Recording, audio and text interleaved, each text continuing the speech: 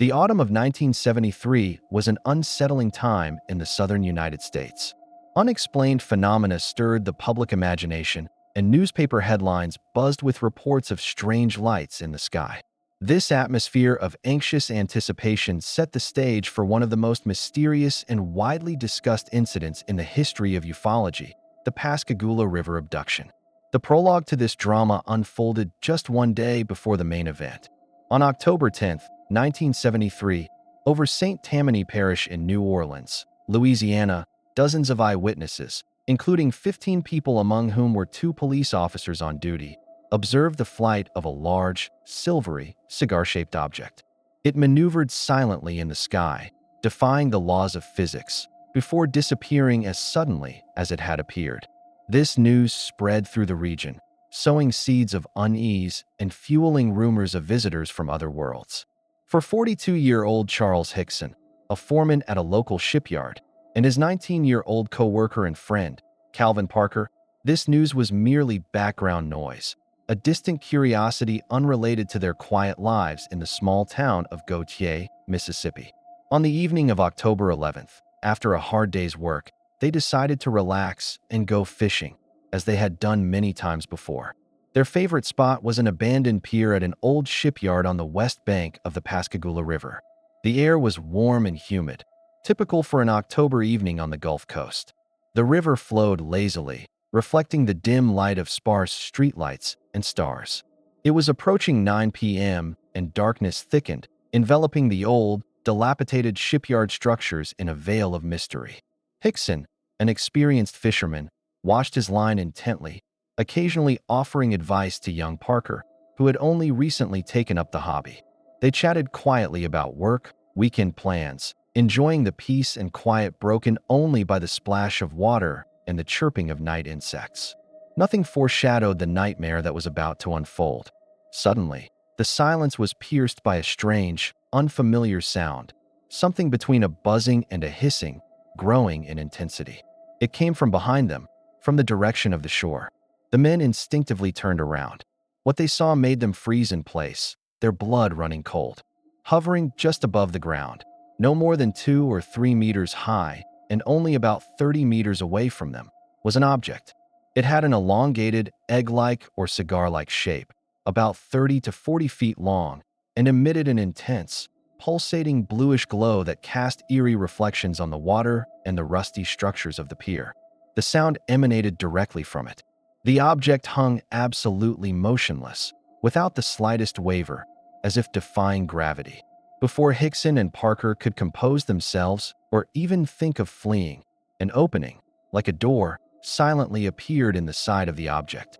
From it, one by one, emerged 3 figures. They were beings unlike anything earthly. They moved directly towards the fishermen.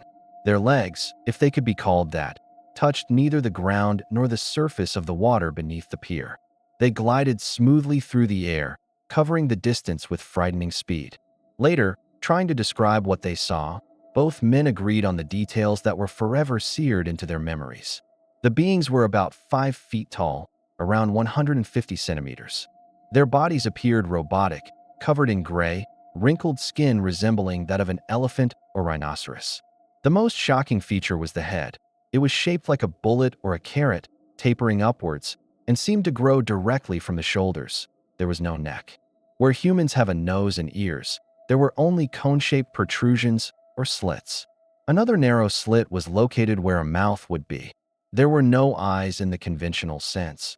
Perhaps they were replaced by some kind of sensors hidden under folds of skin, but the men couldn't discern them.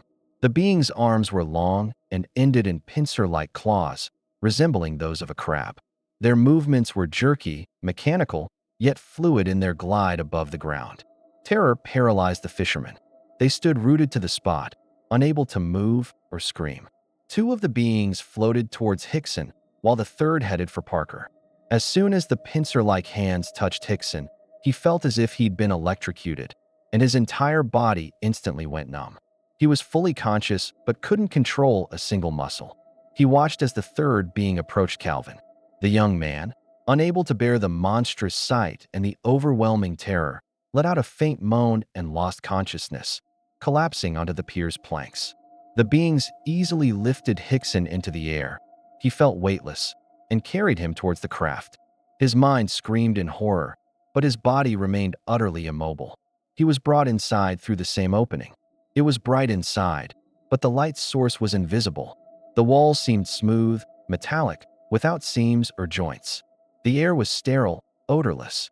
He was placed on something resembling a table or platform, which seemed to hover in the center of the room. Above him, a device appeared, resembling a large eye or scanner, which began to move slowly along his body, from head to toe, emitting a low humming sound. Hickson felt no pain, only all-consuming fear and helplessness. He didn't know what was happening to Calvin, but assumed he had been taken to another room. He saw no other beings besides the two that had brought him in. There were no attempts at communication, just a cold, mechanical examination. This ordeal, which felt like an eternity, lasted, by Hickson's estimation, about 20 minutes. Then the eye disappeared, the beings returned, lifted him again, and carried him out of the craft the same way. Near the pier, they placed him on his feet, and almost immediately, Parker's inert body was placed beside him. As soon as the beings released Hickson, his ability to move returned. He rushed to Calvin, who was slowly regaining consciousness. At that moment, the craft's blue glow intensified. It rose smoothly vertically, gained tremendous speed, and vanished without a trace into the night sky. The sound ceased as abruptly as it had begun. Left on the pier were two men, trembling from the terrifying ordeal. Calvin was crying. Hickson tried to comfort him, though he himself was on the verge of hysteria. They hugged each other, began praying, trying to process what had just happened. Reality felt like a nightmare. For several minutes they sat in silence, composing themselves, staring at the spot where the alien craft had just hovered. Gathering their strength, Hickson and Parker realized they couldn't just go home and forget about it. They felt obligated to report what had happened, no matter how wild it sounded. But to whom? Going to the newspapers meant inevitable ridicule and accusations of deceit or drunkenness. Hickson decided the most appropriate course of action was to contact the military. They called the nearby Kessler Air Force Base in Biloxi. The duty officer, listening to Hickson's rambling account, was skeptical but, following protocol for such cases, advised them to contact the Jackson County Sheriff's Office. With trembling hands, Hickson dialed the number for Sheriff Fred Diamond's office. The office was already closed, but they managed to contact the sheriff personally and arrange a meeting. When they arrived at the station, their appearance spoke volumes. Pale, shaking, eyes wide with terror.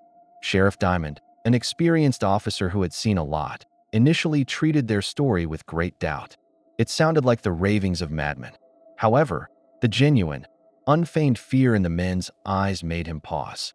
They were clearly not drunk or under the influence of drugs. To test them, the sheriff employed a ruse. He left Hickson and Parker alone in a room equipped with a hidden microphone, hoping to record them discussing the details of their hoax or laughing about a successful prank. But the recording revealed something else entirely. The men spoke of their fear, prayed, cried, and tried to understand what had happened to them. Their conversation was filled with terror and confusion, not conspiracy. This convinced Sheriff Diamond that they had truly experienced something extraordinary and horrifying. News of the incident quickly leaked to the press, despite the fishermen's desire to avoid publicity. Reporters besieged Gautier and the sheriff's office.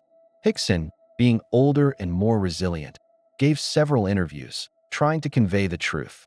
Within days, the story was making headlines across the country, broadcast on major television networks. The case attracted the attention of serious UFO researchers, including APRO, Aerial Phenomena Research Organization. They sent one of the most respected ufologists of the time to investigate, Dr. J.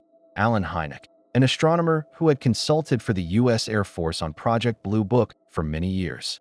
Hynek arrived in Mississippi and spent long hours interviewing Hickson and Parker separately. He was struck by their consistency, the detail of their descriptions, and, most importantly, their obvious sincerity and residual fear. He found no signs of deception or hoax. Trying to delve deeper into their memories, Hynek suggested undergoing regressive hypnosis. Hickson agreed, but as soon as he began reliving the moment of contact under hypnosis, He was overcome by such a severe panic attack and terror that the session had